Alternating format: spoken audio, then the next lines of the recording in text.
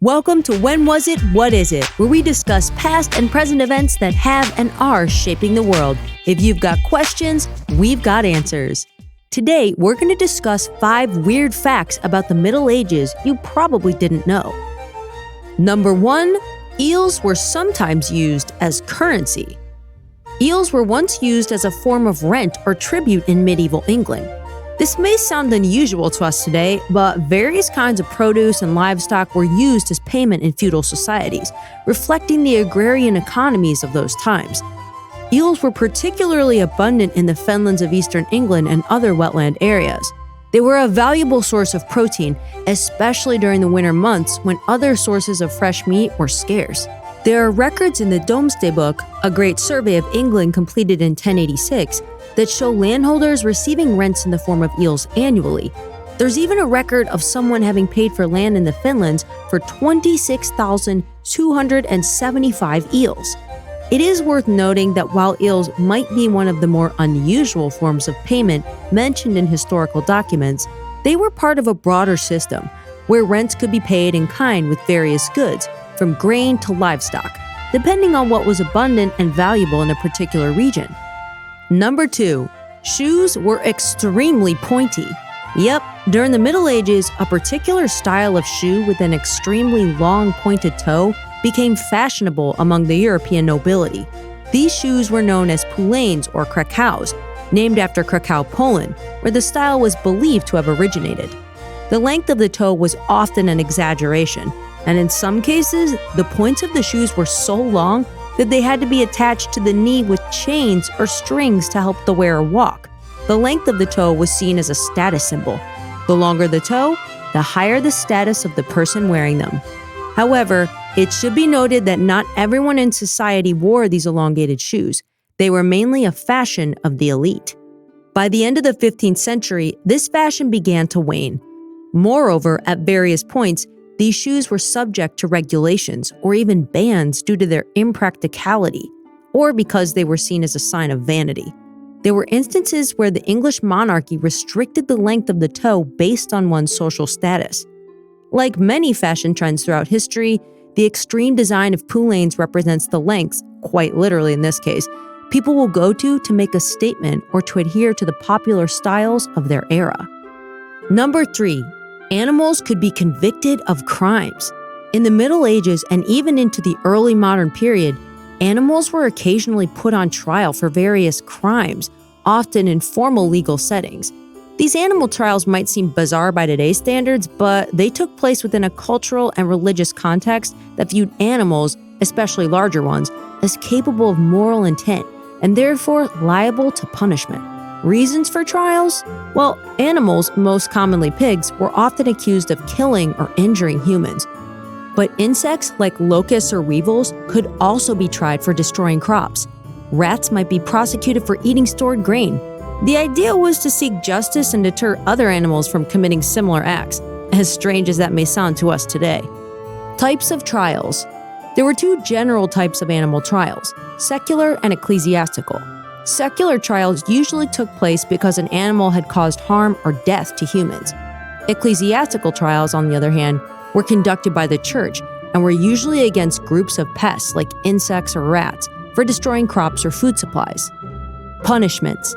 If an animal was found guilty in a secular trial, it could be sentenced to death, just as a human might be. In ecclesiastical trials, after a verdict of guilty, excommunication or anathematization, aka condemnation or being denounced, was the most common sentence. Legal representation. In some cases, animals were even assigned legal representation and were treated in a similar manner to human defendants, with all the legal procedures of the time. Underlying beliefs? The prosecution of animals can be seen as part of the medieval worldview, where divine justice permeated all aspects of life. If a community suffered due to the actions of an animal or a group of animals, seeking retribution or resolution through a legal or religious trial could be seen as a way to restore moral balance and divine favor. While animal trials may seem absurd to the modern mind, they represent a complex interplay of belief systems, societal norms, and legal practices of the time. Number 4. Football was banned in England on multiple occasions. Yep, football, or early versions of it, was banned in England several times during the Middle Ages. These early forms of football were quite different from the modern game we're familiar with today. They were often chaotic, involved many participants, and could result in significant injuries or damage to property. Here are some instances of its prohibition. 1314. Edward II issued a proclamation banning football in London because the loud and disruptive nature of the game was disturbing his peace, and because of concerns about violence and potential injuries. 1349. Edward III issued a ban on football, along with other games, as he believed such pastimes distracted from the archery practice essential for national defense. 1363. Edward III issued another decree against various games, including football, again emphasizing the importance of archery. 1424. The Scottish Parliament of James I banned football. 1477. Edward declared football to be unlawful, again emphasizing archery. 1496. Henry VII had football listed as an unlawful game. 1548. Edward VI statute reiterated the bans on various games, including football. 1572. Elizabeth I implemented statutes that could result in football players being jailed for a week, with the participants being obliged to do penance at the end. The main reasons for these bans were violence. The game often resulted in injuries, there weren't strict rules like today, and matches could be quite chaotic. Distraction. Monarchs believed that football and other games distracted men from practicing archery, which was crucial for national defense. Disorder and damage. Games could result in damage to local businesses and properties. Given the large number of participants and spectators, these early matches could lead to public disorder.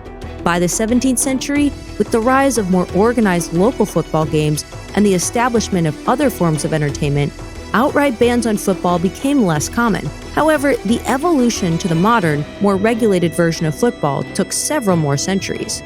And last but not least, number 5. The population of London went up 500% between the 12th and 14th centuries. So this fact is actually relatively well known, however, we found it's not exactly accurate. Between the 12th and 14th centuries, the population of London did see significant growth, but claiming a 500% increase requires a closer look at the numbers. In the early 12th century, the population of London is estimated to have been around 18,000 to 20,000. By the late 13th century, some estimates suggest it had reached around 80,000. By that measure, you're looking at a growth of about 400% over nearly 2 centuries. However, the 14th century was a tumultuous time for England, and for London in particular. The Black Death of 1348 to 1349 drastically reduced the population, with some estimates suggesting a decline of up to 50% in some areas. So by the mid-14th century, London's population would have been significantly lower than its peak in the late 13th century.